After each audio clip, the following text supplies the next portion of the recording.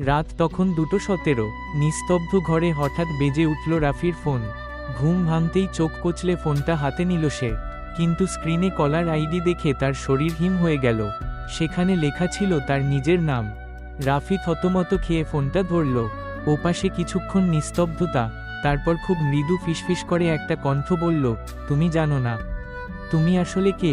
রাফি কাপা গলায় প্রশ্ন করল, কে বলছো এসব? আমি কে? কিন্তু আর কোনো উত্তর এল না। ফোন হঠাৎ কেটে গেল, ঘর নিস্তব্ধ হয়ে গেল আগের মতো। পরদিন সকালে বন্ধুর কথায় রাফি চমকে উঠল। বন্ধু বলল, তুই কোথায় ছিলি রে? গতরাত 2টো থেকে 4টে পর্যন্ত ঘরে তোকে পাইনি। রাফি স্তম্ভিত হয়ে বলল, আমি তো ঘুমাচ্ছিলাম। বন্ধু নিশ্চিত করল, না রে, তোর ঘর খোলা ছিল, কিন্তু তুই ছিলি না। রাফি আয়নার দিকে তাকালো। ওখানে যেন তার মতো দেখতে আরেকজন দাঁড়িয়ে আছে, এক রহস্যময়ী হাসি মুখে।